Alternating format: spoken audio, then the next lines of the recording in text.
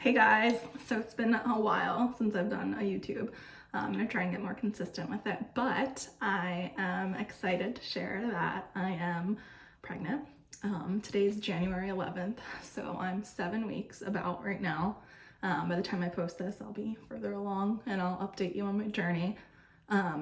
This is my second pregnancy, so I wanted to point out things that I wasn't so aware of with my first. First thing that I noticed was I was having insane dreams.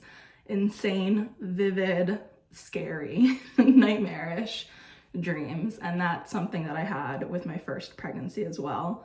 And this happened really early on. So I started testing and I didn't get my first positive pregnancy test, and it's a really faint line. You probably can't even see it in this video until Christmas Day. So I actually put this in my husband's stocking on Christmas morning and he didn't see. I'll see if I can link the video for his reaction. Ooh. What? I just took one this morning. Yes! We did it! But we wanted to make sure that, it kept progressing. So I tested again on the next day and I did a different pregnancy test. This one's first response, and you can start to see the line a little bit more. 2 days later, I tested again, really clear there. And that's 13 days past ovulation, or what I think my ovulation would be. And that's the 3 days after that.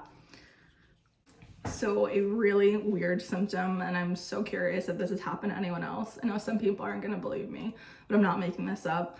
I have been done breastfeeding for over a year now. My daughter's 2. I stopped when she was 8 months old. And I was holding my nephew, who's 4 months old, on Christmas Day, and I felt like sweat coming down. And I'm like, what? And then I go upstairs and I go to take a shower after. So I squeeze my boobs to see if it was lactation, whatever. And yeah, there was milk. So hormones are crazy.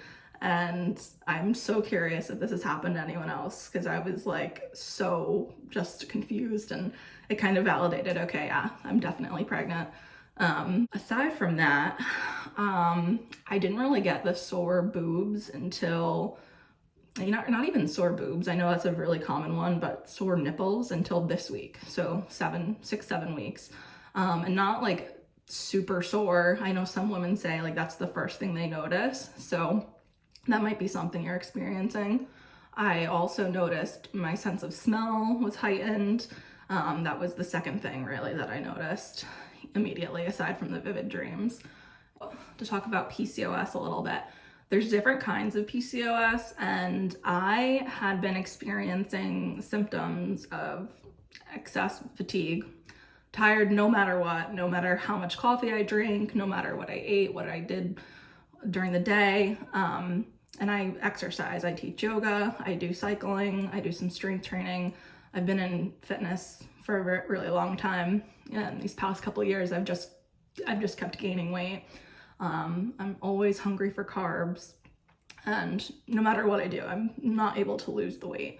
So that coupled with acne, I've always had acne. And at my age now, I'm like, why do I still have this? Blood work came back and indicated I may have PCOS. And when it comes back, it shows if everything is normal, really. And mine were normal levels, so that indicates possibly PCOS. Interesting how that works. So I got an ultrasound and it showed my follicles had cysts on them. So I found out that I had polycystic ovary syndrome about 3 weeks before I found out that I was pregnant. And I totally attribute getting pregnant to knowing exactly when I was ovulating. When you have PCOS, you can take those ovulation sticks, pee on them, and the luteinizing hormone will show maybe 2-3 weeks out of your cycle. And that's what was happening with me. So I didn't really know exactly when I was ovulating. I would track it on the app Flow, and then I started taking the ovulation sticks going into month 4 of trying, And it wasn't until I went to the doctor and they looked at my ovaries during when I was expected to be ovulating. She told me, okay, this is when it looks like you're gonna ovulate, so try during this time. And that's when it worked, and that's when I found out I was pregnant. So, you know, if you feel like you have PCOS, if you have symptoms, you could have the PCOS where you still ovulate, and it might just be that you're ovulating later than you thought.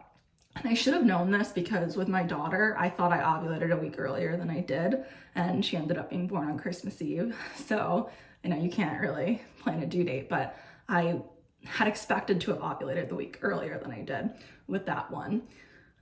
So if you have any questions, please let me know. I'll be updating you as I go about this pregnancy, and I'm excited. I get my first ultrasound next week. I'm just dying to know and see and hear the heartbeat and, you know, just make it feel more real. But this is exciting for us.